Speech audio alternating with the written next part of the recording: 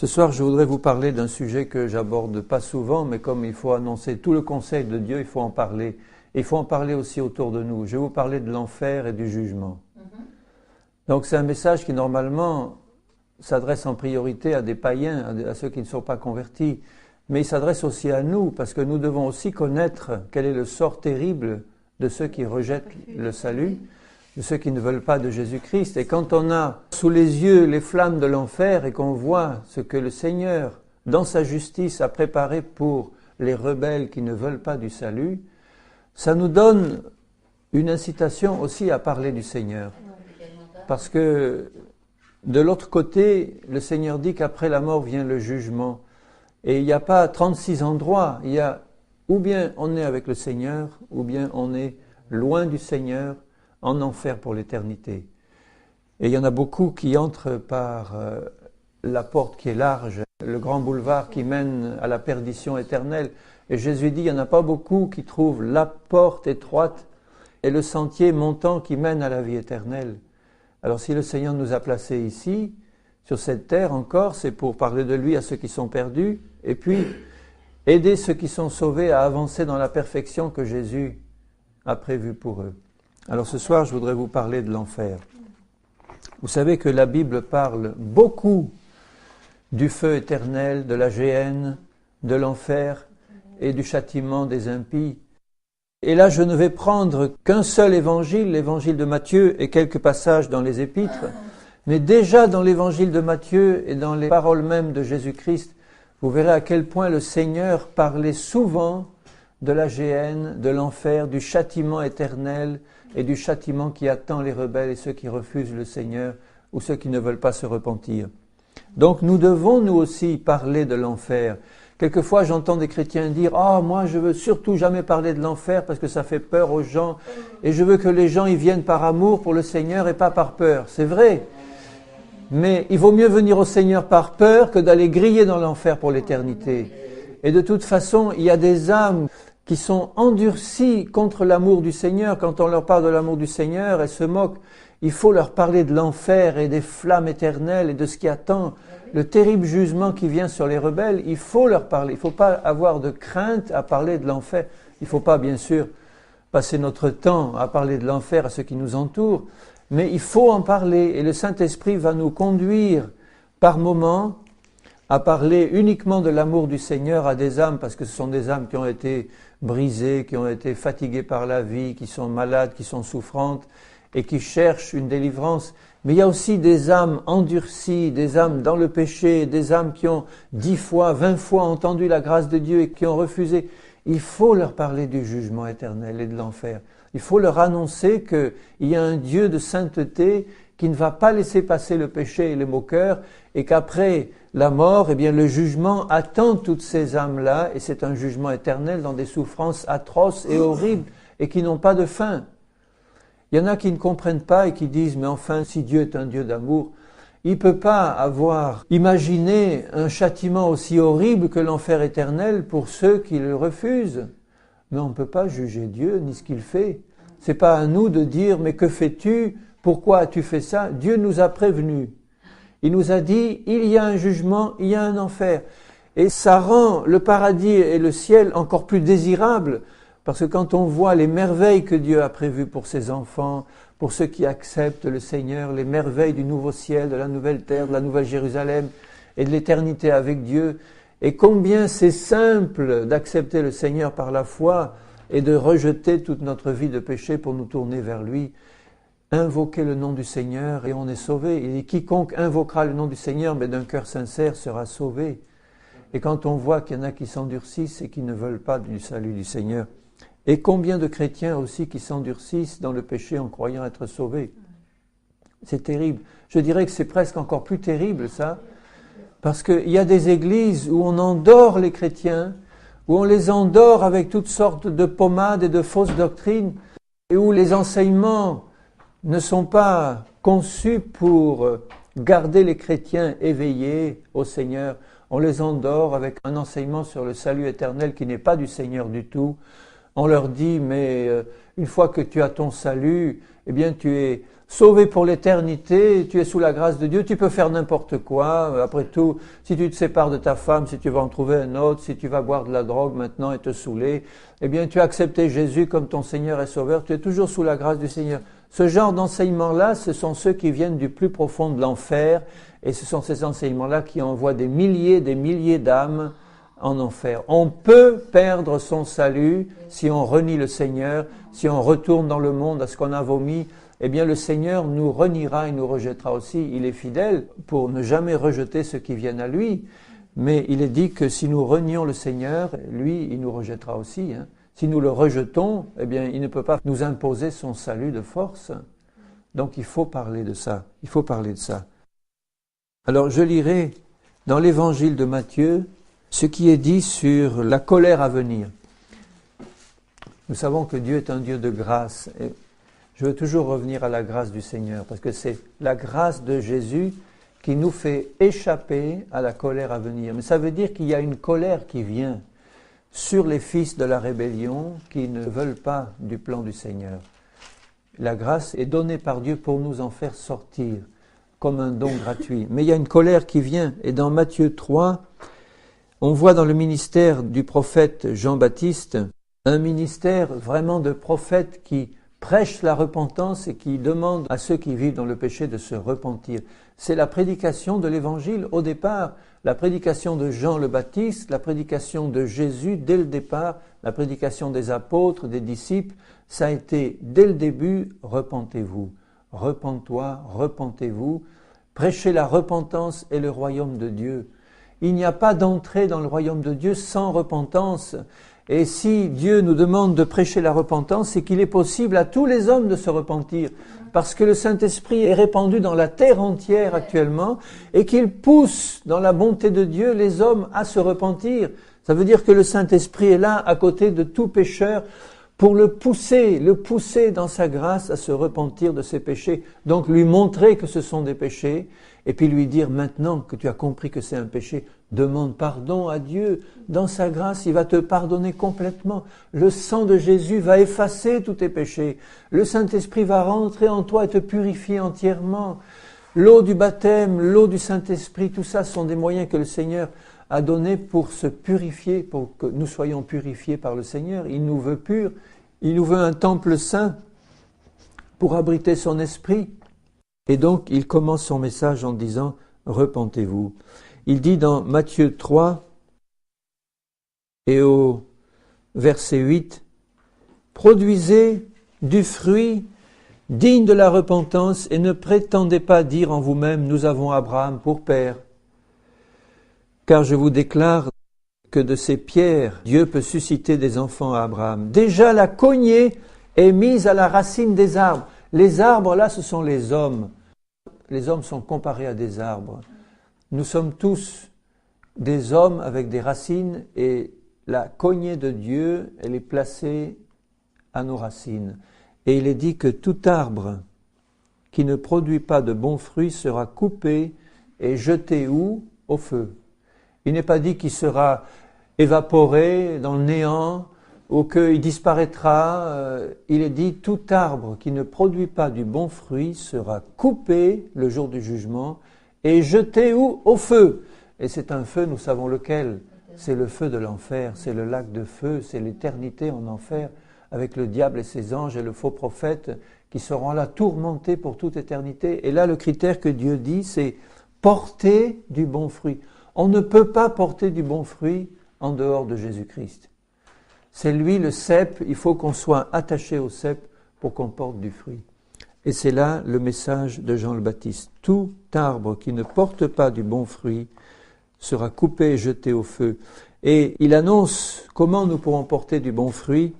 Moi, je vous baptise d'eau pour vous amener à la repentance, mais celui qui vient après moi est plus puissant que moi. Je ne suis pas digne de porter ses souliers. Lui, il vous baptisera du Saint-Esprit et de feu. Il a son vent à la main, il nettoiera son aire, il amassera son blé dans le grenier, mais il brûlera la paille. La paille, ce sont les rebelles. Ce sont ceux qui refusent d'être purifiés par le Saint-Esprit que Dieu envoie pour purifier le monde. Et il dit là que la paille sera brûlée dans le feu qui ne s'éteint pas. C'est terrible, hein? Le jugement de Dieu vient sur les rebelles qui n'acceptent pas son salut. Et Dieu nous prévient clairement qu'il y a un feu qui ne s'éteint pas et que dans ce feu seront jetés tous les rebelles. La paille, c'est ce qui reste, il n'y a pas de fruit là-dedans, hein. Le bon fruit, il sera engrangé dans le ciel du Seigneur. Dans Matthieu 5, juste à côté, au verset 22. Et rappelons-nous que dans ce sermon sur la montagne, Jésus enseigne ses disciples, hein. Ce sont les disciples qui l'enseignent. Et il parle à ses disciples en leur disant, au verset 22, « Mais moi je vous dis que quiconque se met en colère contre son frère mérite d'être puni par les juges, que celui qui dira à son frère « Raka » mérite d'être puni par le Sanhédrin, et que celui qui lui dira « Insensé, fou » mérite d'être puni par le feu de la géhenne. Vous vous rendez compte ce que dit le Seigneur à ses disciples? Il dit, si tu gardes de l'animosité, de la colère, de la haine dans ton cœur contre ton frère, et puis on voit que le reste de l'enseignement de la parole, c'est contre quiconque. C'est pas seulement contre ton frère, c'est contre quiconque. En un sens, tous les hommes sont frères dans la chair, hein. Il dit là que celui qui se met en colère contre son frère est un meurtrier qui mérite d'être puni par le feu de l'enfer. Parce que Jésus sait très bien que cette colère-là, c'est une colère meurtrière, c'est une colère qui a poussé Caïn à tuer son frère Abel. Donc c'est un esprit de meurtre qui se manifeste et nous savons que tous ceux qui sont au Seigneur ne peuvent pas être animés par un esprit de meurtre. Nous avons l'esprit du Seigneur qui est un esprit d'amour. Jésus nous demande de nous aimer les uns des autres. Le signe numéro 1 que nous appartenons au Seigneur, c'est l'amour qui met dans nos cœurs.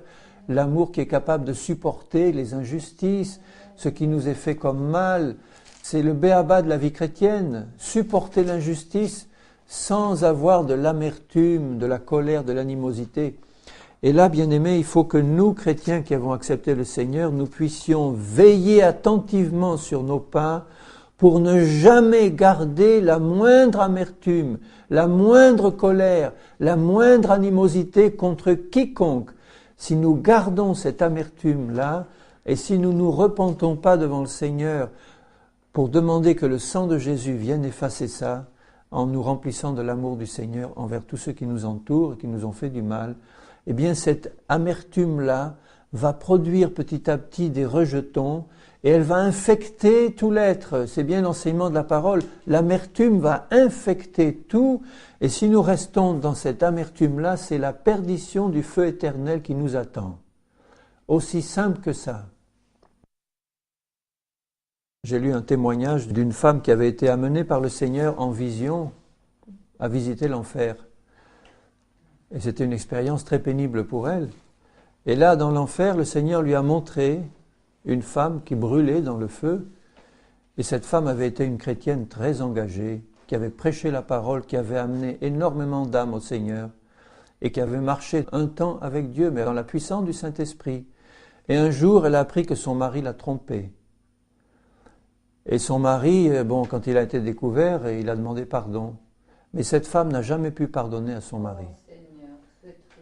Elle a toujours, même si elle a pardonné du bout des lèvres, elle a gardé dans son cœur une profonde amertume contre son mari qui, au cours des années, s'est développée. Et un jour, ça a explosé. Elle a tué son mari. Elle a fini par le tuer. Ça prouve que ce sentiment de haine qui était là dans le fond de son cœur, il a fini par sortir un jour. Il y a des gens qui ne tuent jamais physiquement, mais s'ils gardent dans leur cœur le même sentiment de haine, que ça se manifeste un jour ou pas par un meurtre, Jésus dit, si tu as de la haine et de la colère, tu es un meurtrier. Et cette femme, tout de suite après, elle s'est donné la mort, elle s'est suicidée et elle s'est retrouvée en enfer. Alors, le salut éternel qu'on garde une fois qu'on a accepté le Seigneur et qu'on peut le garder, quelles que soient les choses qu'on peut faire, c'est une invention du diable. Si on ne se repent pas de nos péchés, nous irons en enfer. Celui qui meurt dans ses péchés va en enfer. Il a beau avoir servi. Il est dit dans l'Ancien Testament, un homme qui a été juste toute sa vie, s'il pêche, eh bien toute sa justice sera oubliée. S'il pêche, un seul péché, s'il ne se repent pas, bien sûr, va effacer toute une vie de justice. Alors qu'un pécheur qui aura eu toute une vie de péché, s'il se repent et qu'il accepte le Seigneur, un seul acte de justice, sa repentance et accepter le pardon du Seigneur par le sang de Jésus, ça efface tous ses péchés. Alors c'est vraiment important de comprendre que le Seigneur ne veut pas que nous ayons la moindre trace d'animosité, de haine ou d'amertume contre personne. On a été blessé par des gens, on a été blessé par des chrétiens, on a été blessé par des membres de nos familles. Il y en a qui ont eu des traitements très durs. Eh bien, Dieu juge le fond de nos cœurs. Si nous avons la moindre amertume, c'est une racine d'impiété, de péché qui va pousser des rejetons et nous devons nous en repentir immédiatement et dire « Seigneur, je crie à toi, je te demande pardon. Je sais quel est le sort terrible de ceux qui ne pardonnent pas de tout leur cœur à ceux qui ont péché. Eh bien, Seigneur, enlève cette racine de mon cœur. Je m'en repens, je t'en demande pardon. Remplis mon cœur de ton amour et de ton pardon. Tu m'as pardonné, Seigneur. Est-ce que moi, je ne peux pas pardonner à ceux qui m'ont fait du mal ? On ne doit pas garder la moindre trace d'amertume. C'est important. Et juste un peu plus loin, au verset 27, il dit « Vous avez appris qu'il a été dit, tu ne commettras pas d'adultère.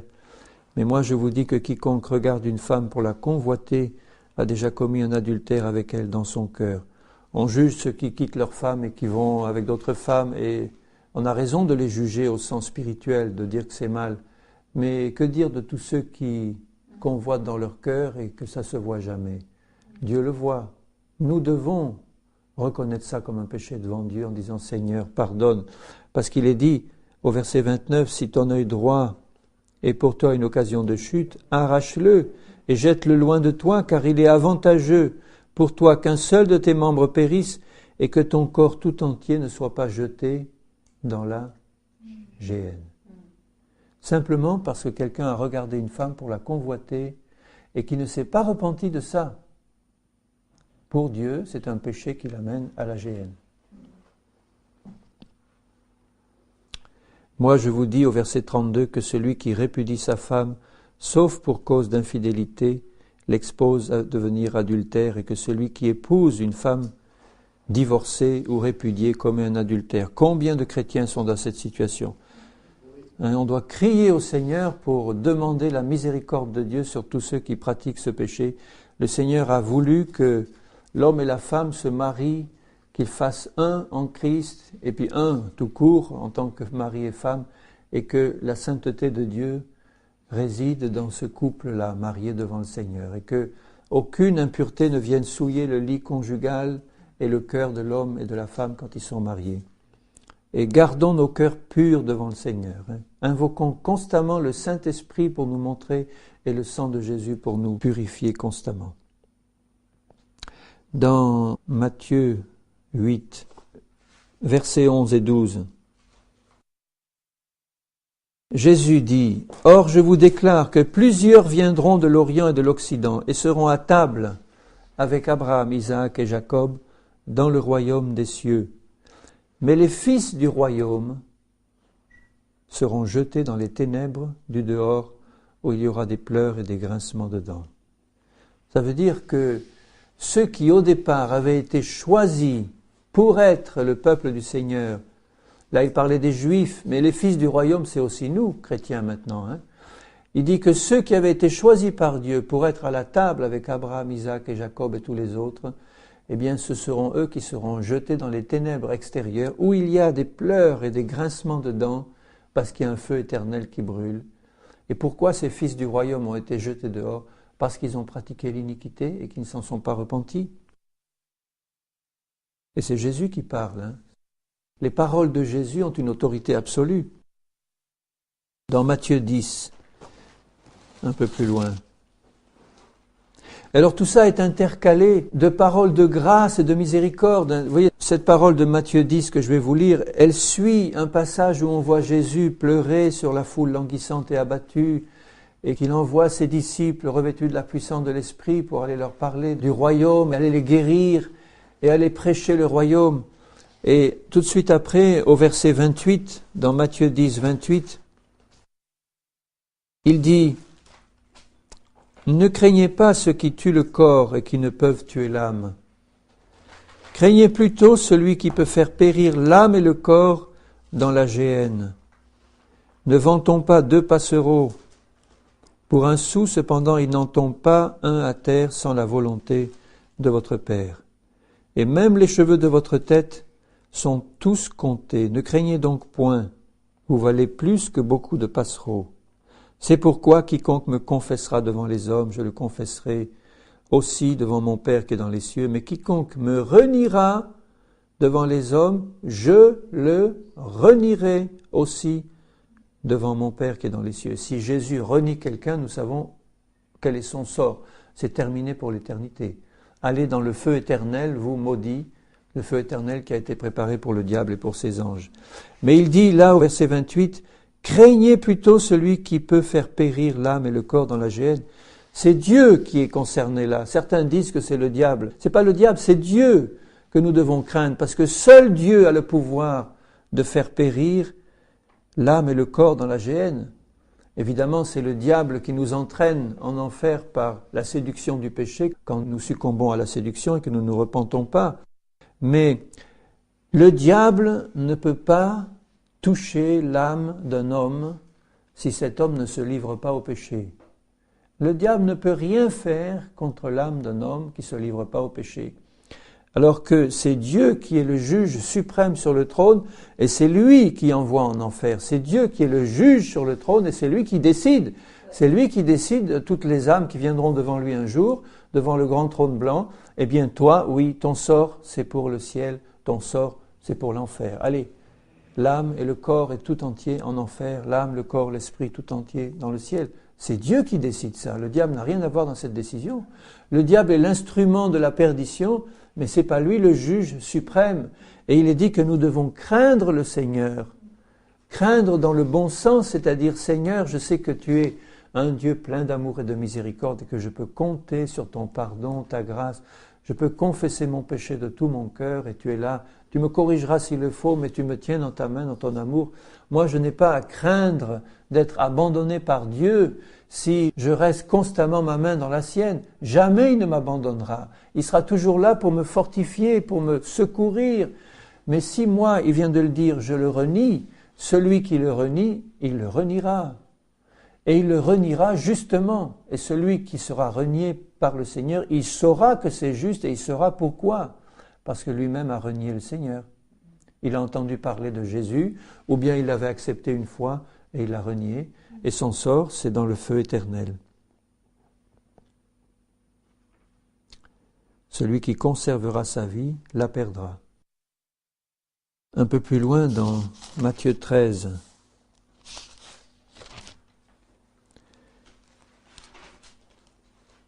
il parle du jugement final et du tri final de la moisson. Dans Matthieu 13 et au verset 40, il parle de la fin du monde. Matthieu 13, 40. Or, comme on arrache l'ivrée et qu'on la jette au feu, il en sera de même à la fin du monde. Le Fils de l'homme enverra ses anges qui arracheront de son royaume, parce qu'ils y étaient plantés dans le royaume de Dieu, qui arracheront de son royaume tous les scandales et ceux qui commettent l'iniquité. Et ils les jetteront dans la fournaise ardente où il y aura des pleurs et des grincements de dents. Alors les justes resplendiront comme le soleil dans le royaume de leur Père, que celui qui a des oreilles pour entendre, entende. Nous ne sommes justes que par la grâce de Dieu, par la foi dans le salut que Dieu nous donne en Jésus-Christ. Il n'y a que cette justice-là qui est acceptable à Dieu. La justice par la foi dans le nom et le sang de Jésus, par la repentance de nos péchés que le Saint-Esprit nous montre, et le rejet de nos péchés, parce qu'il ne s'agit pas de se repentir pour retomber constamment et en permanence dedans.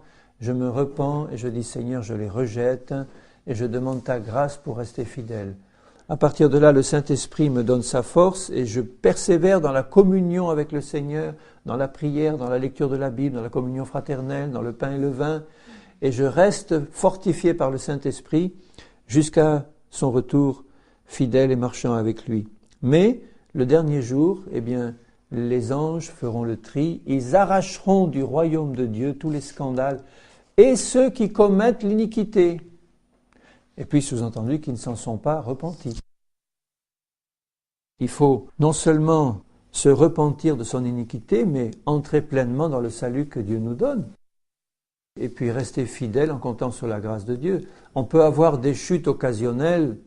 Il ne faut pas non plus qu'on tremble de perdre son salut à la première chute qu'on a parce qu'on a eu une faiblesse qui nous a fait chuter. Il faut immédiatement compter sur le Saint-Esprit pour revenir au Seigneur en demandant pardon de tout notre cœur, en disant « Seigneur, j'ai chuté, je me suis énervé, j'ai fait quelque chose qui te déplaît, je le sais, tu me parles dans mon cœur par ton esprit, je te demande pardon, papa, pardonne-moi, que le sang de Jésus me lave, fortifie-moi et tiens-moi la main pour aller plus loin. » Immédiatement, Jésus n'est pas engagé dans un travail de perdition des âmes. Jésus est engagé dans un travail de salut des âmes. Donc ceux qui persévèrent dans la perdition jusqu'au bout sont ceux vraiment qui ont en permanence refusé la grâce. Jésus leur a parlé 10 fois, 20 fois, 100 fois peut-être pour certains, et puis à chaque fois ils ont dit non, ou bien oh peut-être, ou plus tard Seigneur, bon, laisse-moi un peu tranquille, je suis jeune, plus tard, ou bien j'ai pas encore vécu ma vie, j'aimerais un peu vivre avant. Ça, ce sont des paroles de l'enfer que le diable y met pour permettre, lui, de gagner du temps pour les perdre. Mais le Seigneur, lui, est dans un travail de salut. Il parle au cœur des gens pour les amener à la repentance et les amener à rester fidèles. Il a tous les moyens de l'univers pour nous aider à être fidèles.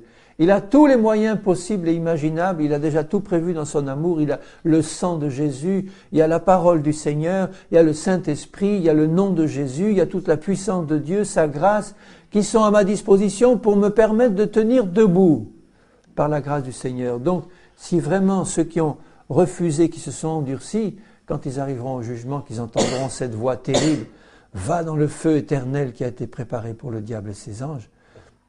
C'est une parole terrible qui résonne pour l'éternité dans les oreilles de ceux qui vont l'entendre. Et ils sauront, avec des hurlements de douleur, ils sauront que c'était juste, qu'ils ont résisté au Seigneur. Le Seigneur leur a envoyé des prophètes, le Seigneur leur a envoyé des enfants, ces enfants qui ont témoigné, qui ont parlé, et puis 1 fois et 2 fois et 10 fois, et à chaque fois il dit « Ah oui, tu m'intéresses » ou bien « Oui, je vais aller à ta réunion, mais bon, finalement, je ne suis pas prêt. » Ou bien « Oh, écoute, faut pas me forcer, hein, écoute, plus tard on en reparlera. » Ce sont des paroles terribles parce que demain t'appartient pas. Il y en a qui sont morts d'un accident de voiture en sortant d'une réunion où ils avaient dit non au Seigneur. Dans Matthieu 18, cette parabole du riche et de son serviteur méchant qui n'avait pas voulu pardonner, là encore, et qui n'avait pas voulu remettre sa dette à quelqu'un qui le suppliait, dans Matthieu 18. Et il termine, le Seigneur, cette parabole en parlant de celui qui n'avait pas voulu pardonner et remettre sa dette, au verset 34, il dit, Matthieu 18, 34, « Son maître, c'est le nôtre, c'est notre Père Céleste, son maître irrité le livra au bourreau, jusqu'à ce qu'il eût payé tout ce qu'il devait, et il devait des centaines de milliards, et c'est pas en prison qu'on peut les payer, donc c'était pour l'éternité. C'est ainsi que mon Père Céleste vous traitera, il parle à ses disciples, vous traitera si chacun de vous ne pardonne à son frère de tout son cœur. Ça veut dire que Dieu n'aura aucune pitié à ce moment-là, au moment du jugement. Il a pitié maintenant, il a de la compassion. Mais le jour du jugement, aucune compassion, aucune pitié. Tu as été prévenu 100 fois. Dieu t'a dit, aimez-vous les uns les autres comme je vous ai aimé. Toi qui te dis chrétien, tu n'as pas voulu pardonner cette petite dette ou la remettre à ton frère qui t'en suppliait. Tu as fait preuve de dureté, tu l'as fait payer, tu l'as fait mettre en prison. Ça veut dire que tu n'as pas voulu lui pardonner. Eh bien, je te livre au bourreau et tu y resteras pour l'éternité. C'est ainsi que mon Père Céleste vous traitera. Dieu va lui remettre toute sa dette qui avait été enlevée par le sang de Jésus, toute la dette de ses péchés passés que le Maître compatissant avait ôté. Il la lui remettra dessus, tu payeras tout. Et nous savons qu'il est impossible de payer la dette de nos péchés autrement que par la repentance et le sang de Jésus. C'est impossible de payer la dette de nos péchés. Donc si Dieu nous remet la dette de nos péchés dessus, c'est pour l'éternité, bien-aimés, c'est pour l'éternité. Il ne faut pas jouer avec le manque de pardon, jamais, jamais. Il faut que ce soit planté dans nos cœurs de chrétiens, là je parle aux chrétiens, que jamais nous ne devons nous permettre de ne pas pardonner de tout notre cœur à quelqu'un qui nous a fait du mal, ou à quiconque, jamais. Pas la moindre trace de haine. Dis Seigneur, sonde-moi, sonde mon cœur, montre-moi si j'ai la moindre trace de haine envers mon père, ma mère, mon frère, ma sœur, mes enfants, peu importe, enfin, quiconque, vivant ou mort, même des morts, il y a des gens qui haïssent encore des morts. Eh bien, jamais la moindre trace de haine. Seigneur, pardonne-moi, purifie-moi par le sang de Jésus, remplis-moi de ton amour, Seigneur. Donc ceux qui ont de la haine encore dans leur cœur, ce sont ceux qui veulent la garder. Et ça, c'est terrible. On ne doit pas garder et vouloir garder la moindre haine, la moindre animosité contre ton frère, ta femme, ton mari, ceux qui sont les plus proches, surtout. Dans Matthieu 22 et au verset 13, c'est à propos de ce festin des noces où le maître envoie ses serviteurs dans les chemins, méchants et bons, pour les faire entrer dans la salle des noces, mais avant d'entrer, ils devaient mettre un vêtement de noces, un habit qui leur était offert par le maître avant d'entrer. Et tout le monde était là. Et au milieu des invités, le maître voit quelqu'un qui s'était introduit. Il s'était introduit dans le royaume de Dieu, non pas dans le ciel éternel, là. C'est le royaume de Dieu, c'est-à-dire l'Église visible sur la terre, le royaume de Dieu. Il s'était introduit sans habit de noces. Il aperçut là, au verset 11, un homme qui n'avait pas revêtu un habit de noces. Ça veut dire que c'était quelqu'un qui faisait semblant d'appartenir à l'Église, mais qui n'était pas purifié, vraiment. C'est ça que ça veut dire. Il n'était pas purifié par le sang de Jésus et par la foi. Il était là au milieu des autres, là, dans l'Église de Jésus, mais il n'était pas passé par la porte, par la repentance. Il n'avait pas revêtu l'habit de noces. Il lui dit, mon ami, comment es-tu entré ici sans avoir un habit de noces ? Cet homme eut la bouche fermée. Il ne pouvait rien dire. Alors le roi dit au serviteur, liez-lui les pieds et les mains et jetez-le dans les ténèbres du dehors où il y aura des pleurs et des grincements de dents, car il y a beaucoup d'appelés mais peu d'élus. Ce sont des phrases terribles si on y réfléchit. Et c'est prononcé par un Jésus plein de grâce et d'amour. Il faut parler de ces choses, il faut dire jamais tu n'arriveras à faire le mur pour entrer dans l'église de Jésus sans être lavé et purifié dans le sang de Jésus. Tu ne peux pas te permettre d'être dans une église chrétienne et pratiquer le péché. Tu ne peux pas te permettre d'être dans une église chrétienne et avoir de la rancune ou de la haine contre ton frère ou quiconque. Tu ne peux pas te permettre d'être dans une église chrétienne et de pratiquer n'importe quelle forme de péché. Tu n'as pas l'habit de noces. Et quand le maître arrive, quand le Seigneur arrive, celui-là, qu'est-ce qu'il est ? Ça me fait penser le jour de l'enlèvement. Un sera pris, l'autre sera laissé. Quand le maître va arriver, au beau milieu d'une réunion d'église, là, il les voit tout de suite, ceux qui ont l'habit de noces et qui sont prêts. Et toi, tu pars, viens. Et les autres, ils restent. Ils ne vont pas forcément perdre tout leur salut, ceux qui vont rester après l'enlèvement. Mais il y en a beaucoup qui ne supporteront pas la grande tribulation qui vient et qui accepteront la marque de la bête. Et qui seront perdus pour l'éternité. Ça sera trop dur. Mais là, il lui dit, tu fais semblant d'être, et tu n'es pas, liez-le et jetez-le dans les ténèbres du dehors. Vous voyez que Dieu ne prend aucun ménagement. Il ne les prend pas en disant, bon, on va te prendre gentiment et te poser là, dans les ténèbres, gentiment. Attachez-le, liez-le et jetez-le. C'est un Dieu terrible, c'est un feu dévorant. Autant la compassion du Seigneur est immense, merveilleuse et glorieuse, autant son jugement est épouvantable, c'est un tonnerre, une voix terrible qui retentit Alors, n'hésitons pas, hein, parlons du Seigneur. Amen. Tant pis s'ils se moquent de nous, tant pis si... bon, il y en a qui se moqueront, il y en a qui refuseront, mais il y en a qui vont accepter et qui vont être sauvés. Dans Matthieu 24, juste à côté, verset 45, vous voyez que la plupart de ces paraboles que je vous cite là, ce sont des paraboles qui s'adressent à des chrétiens. Parce qu'il parle à ses disciples, il parle des serviteurs fidèles, de ceux qui auront bien employé les dons qu'il leur a donnés, etc. Rappelez-vous la parabole de celui qui n'avait qu'un talent, qu'il a caché, puis il a été jeté lui aussi dans les ténèbres extérieures. Tout ça, ce sont des serviteurs du Maître. Donc, il y en a beaucoup plus de paraboles qui parlent du jugement du feu éternel pour les chrétiens que de paraboles qui parlent pour les païens. Moi, ça me frappe quand je vois tout ce que je lis là. Au verset 45, il dit « Quel est donc le serviteur fidèle et prudent que son maître a établi sur ses gens pour leur donner la nourriture au temps convenable ? Heureux ce serviteur que son maître à son arrivée trouvera faisant ainsi.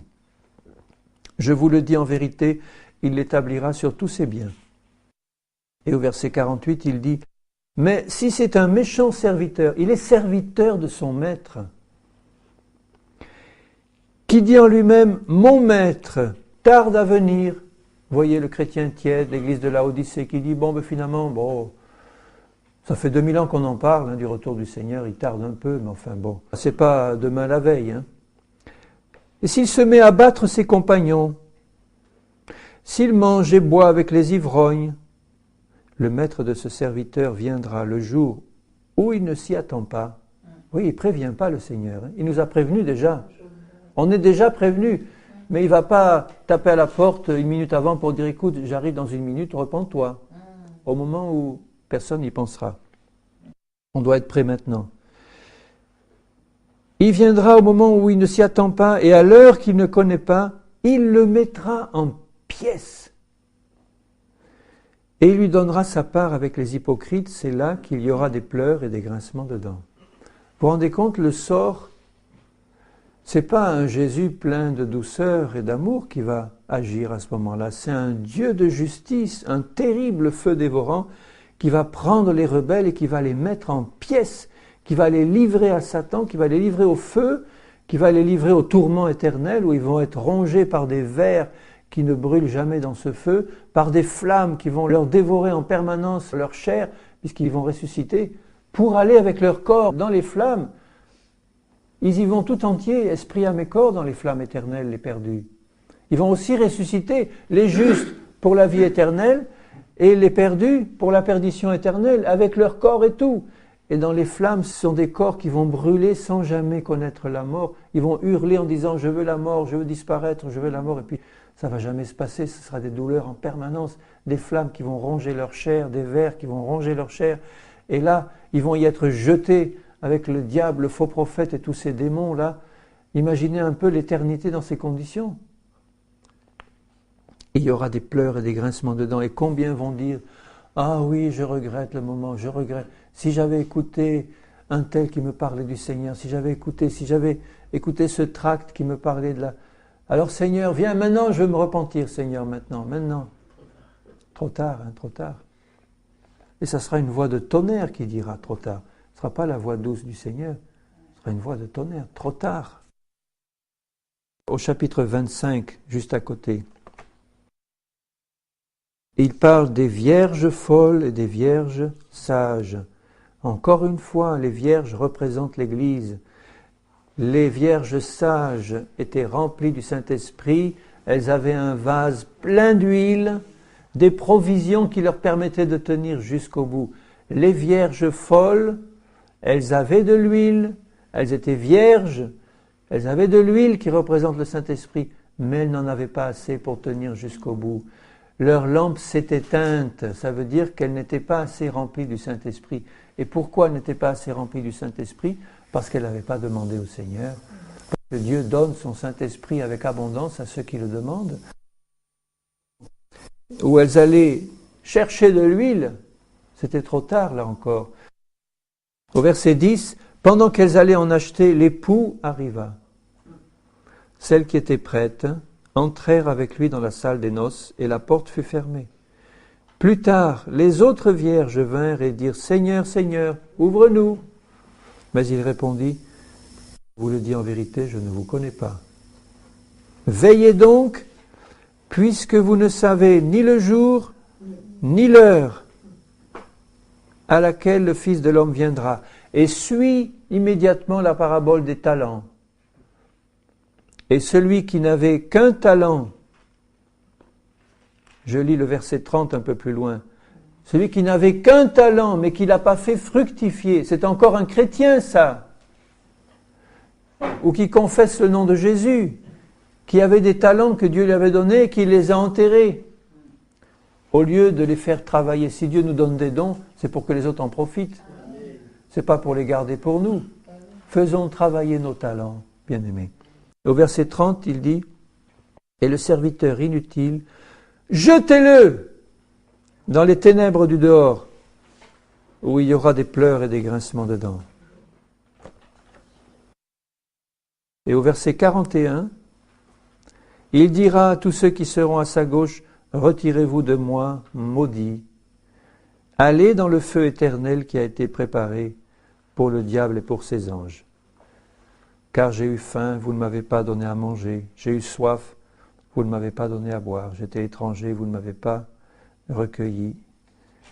J'étais nu et vous ne m'avez pas vêtu. J'étais malade et en prison et vous ne m'avez pas visité. » Vous voyez tous ces actes de bonté et d'amour qui étaient là devant ces personnes, qu'elles auraient pu faire, ces actes-là de bonté et d'amour, et ces gens-là ne les ont pas faits, et ils ne se sont pas repentis surtout de ne pas les avoir faits.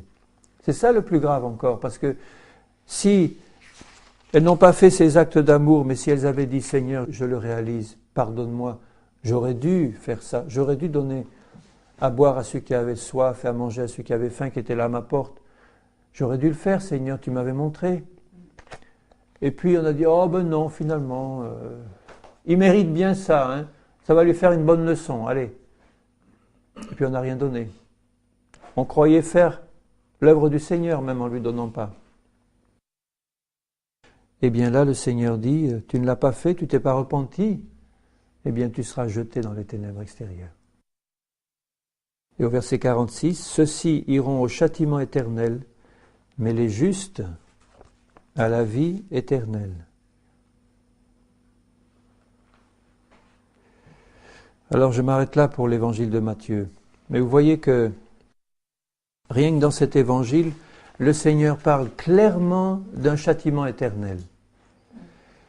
Et il parle d'un châtiment éternel pour tous les rebelles qui n'ont pas accepté sa grâce et son salut.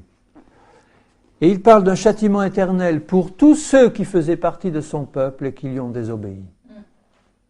Et ça nous concerne, nous, directement. Je vais terminer en lisant 3 versets dans d'autres passages.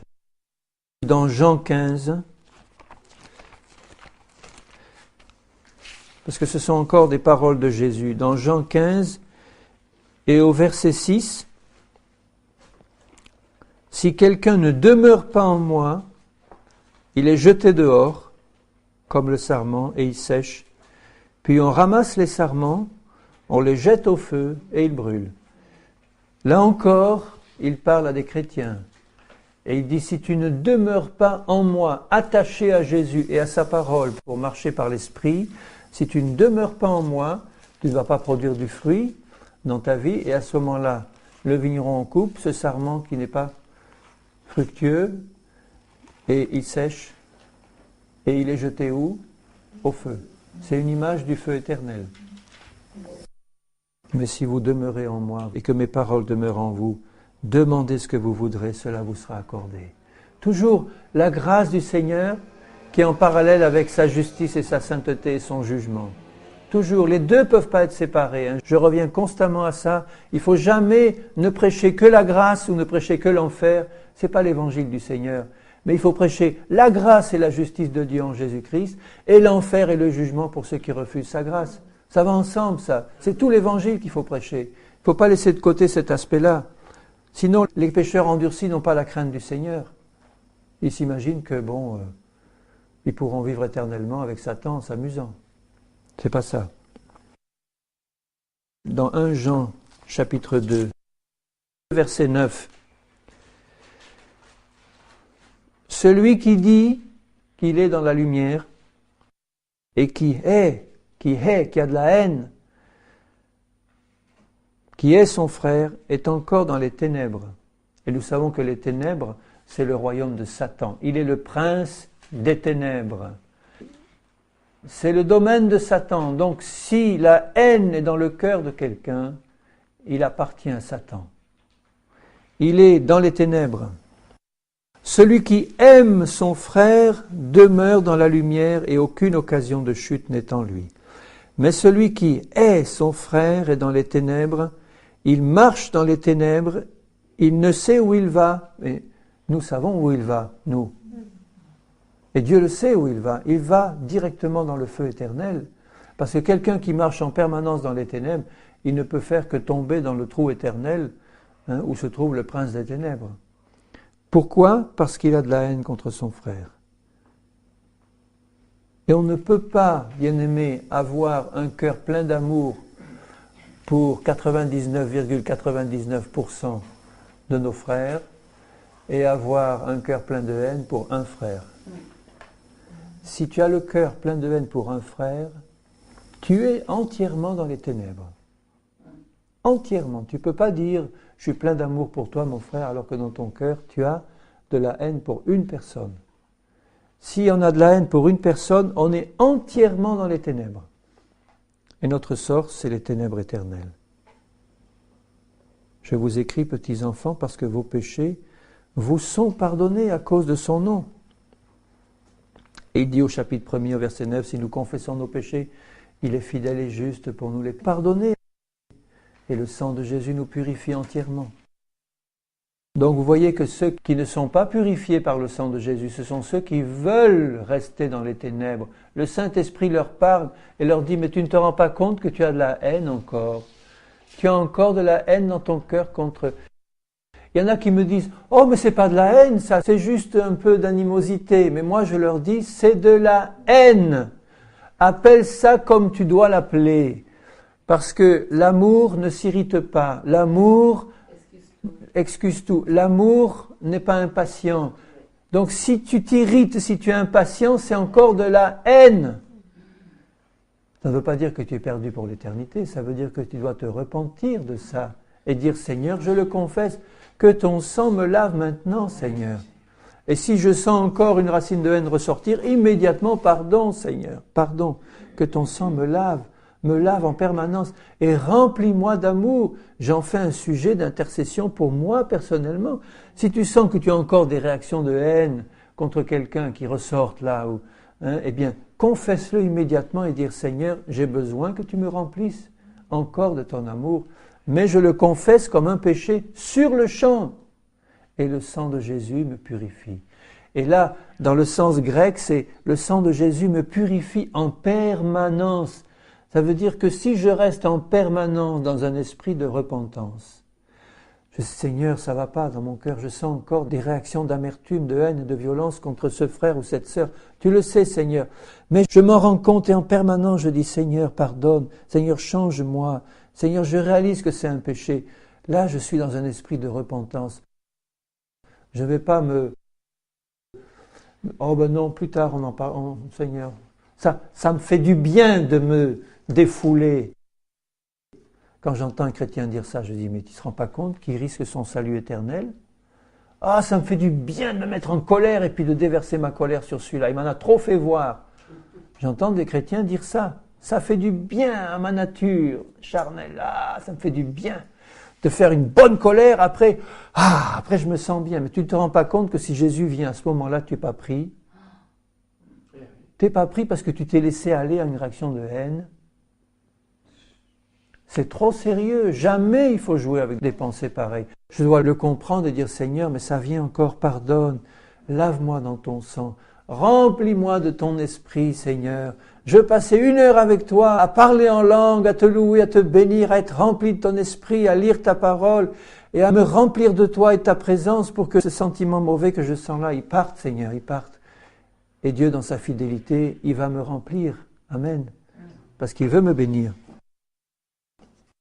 Et enfin, dans Apocalypse 20, verset 15, « Quiconque ne fut pas trouvé écrit dans le livre de vie fut jeté dans les temps de feu. » Quels sont ceux qui sont écrits dans le livre de vie? Seulement ceux qui se sont repentis de leurs péchés, qui ont demandé pardon à Dieu et qui ont reconnu Jésus comme leur Sauveur et leur Seigneur, et qui ont été lavés dans le sang de Jésus, qui ont reçu vraiment la grâce du Seigneur. Le Saint-Esprit est répandu dans la terre entière. Je ne veux pas répondre maintenant à ceux qui me disent « Ah oui, mais les papous de Nouvelle-Calédonie qui n'ont jamais entendu parler de Jésus, etc. » Comment je dis ça les concerne. Dieu est juste juge. Si eux, ils ont vu l'éternité dans la création et qui dit « Je veux connaître ce Créateur et je veux rencontrer, Dieu va lui révéler son Fils un jour ou l'autre, d'une manière ou d'une autre. » Ça regarde le Seigneur.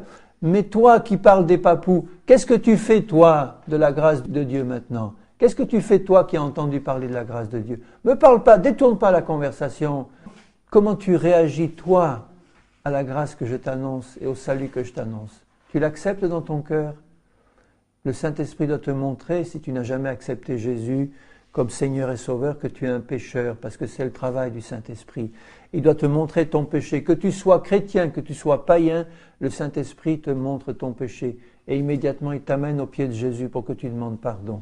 Et là, le sang de Jésus te lave, tu reçois la nouvelle naissance et la vie, ou le pardon, et tu es candidat à la Jérusalem céleste. Alléluia.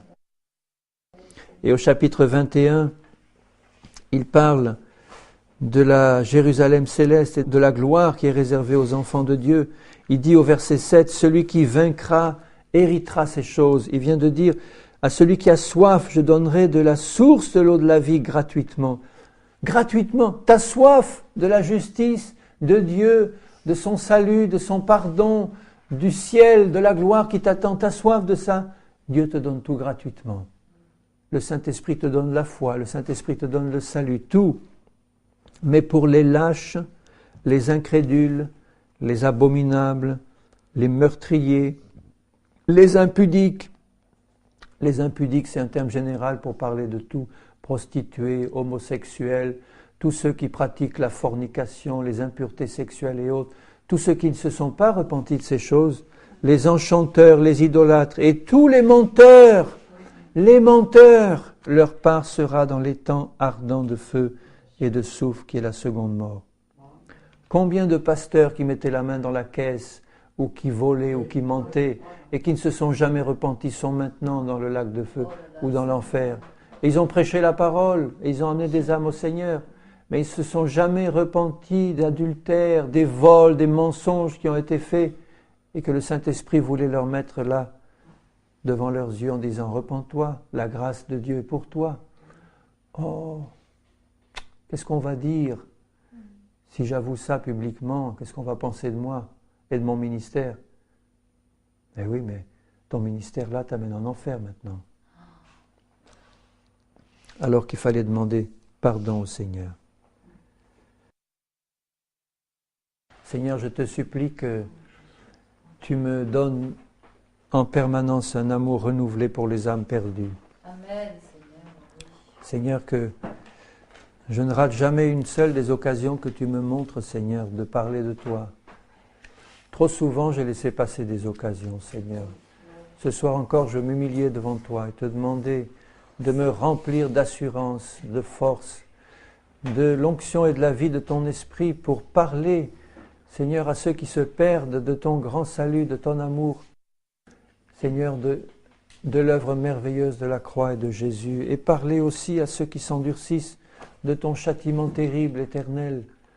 Seigneur, je te supplie que ton sang nous purifie, que ton esprit nous remplisse, que constamment nous soyons, Seigneur, debout devant toi, remplis de ton esprit, travaillant dans ton champ, Seigneur, attendant ton retour et travaillant au salut des âmes et au perfectionnement des saints. Seigneur, je te supplie pour moi, pour tes bien-aimés, pour que tu nous visites et que tu nous renouvelles. Que tu renouvelles notre ardeur et notre zèle pour toi, Seigneur. Et que tu fasses de nous des flammes de feu, de ton feu céleste, Seigneur, pour répandre ta parole, pour parler aux pécheurs, pour parler à ceux de tes enfants qui se sont détournés ou qui t'ont renié. Seigneur, aide-nous, je t'en prie, et conduis-nous vraiment. Renouvelle-nous ce soir. Je te le demande pour ma part. Renouvelle-moi dans l'onction et la bénédiction de ton esprit, Seigneur. Et garde-moi fidèle dans ta main. Garde-moi, Seigneur. Fais toujours la lumière dans mon cœur. Donne-moi toujours l'esprit de Jésus-Christ, un esprit humble et saint et petit devant toi.